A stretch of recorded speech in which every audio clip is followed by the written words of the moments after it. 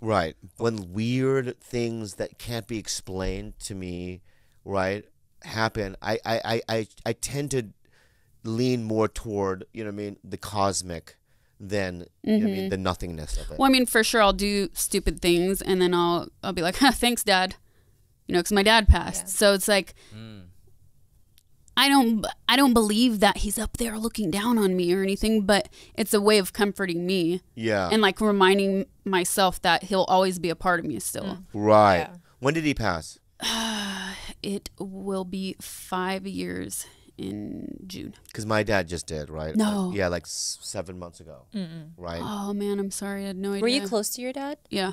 Yeah. Yeah. And now, because I'm now getting to the point where it's like, you know, I used to think about him every single moment of every day, right? And now he pops up once a day, maybe during a drive or whatever. And there is a sense of sadness, and I miss him. You know, does that get better through time? Yeah. Yeah. Like probably the third year, I couldn't say what I just said without crying. Oh, I see. And even now, I can feel myself getting overwhelmed. But yes, the cliche is true. It does get better with time. And it's just because it's not that the pain is gone. It's that you just get used to the pain. Were you in the room when it happened? Were you No. there? Oh. No. I mean, can we talk about it or no? Did you get a call? I mean. Oh, it was really weird. Yeah, I got a call. I was camping. Oh, shit. And I don't know what I was in the middle of working on a project or something. And so I'd brought my computer with me. And there was like one, I was real camping, not like glamping, right? So Yeah. there was only one place where you could get an internet signal, and it's the glamping place where they have a restaurant and a cafe. And I went in there. I think I made a phone call.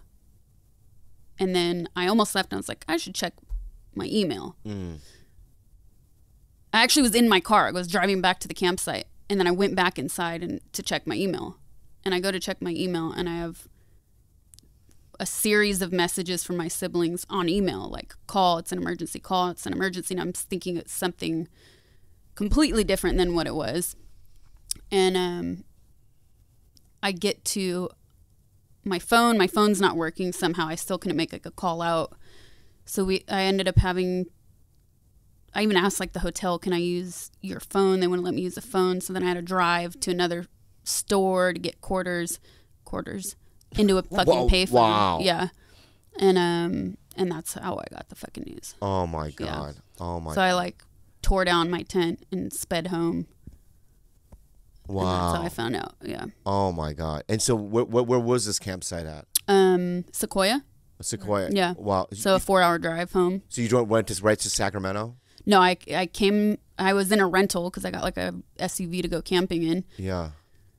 So I drove home and drove to LA. I don't even remember. Oh wow. I mean, I remember, but I'm trying to put the pieces together. Yeah. Wow. I'm sorry for. Drove to LA, and then I think I had to sleep at home that night because by the time I got home it was like 1 a.m. And then the next day, which I didn't sleep, just laid in bed.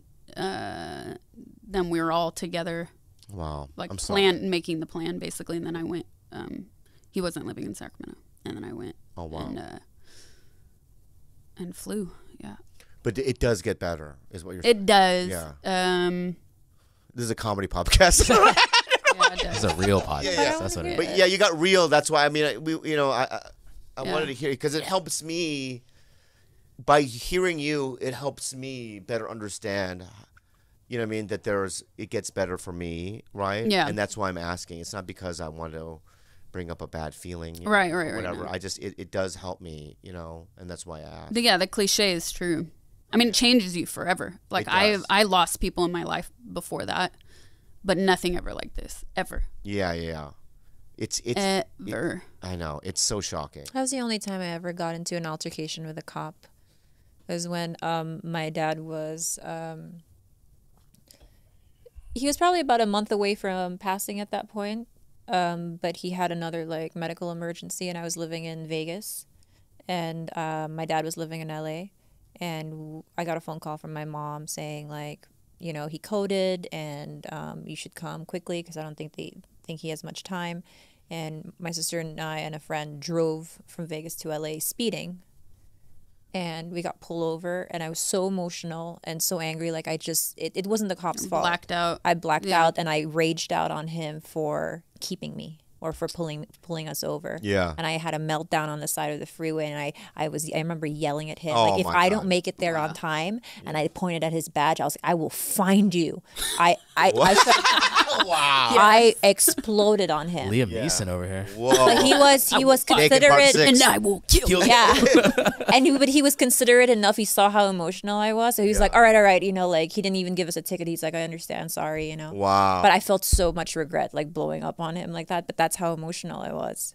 Well, yeah. That's a shitty fucking drive to drive, like not knowing what's on the other side of it or what news you're gonna hear when you finally get there, and you know, like there's no way to prepare your emotions in any way at all. Wow.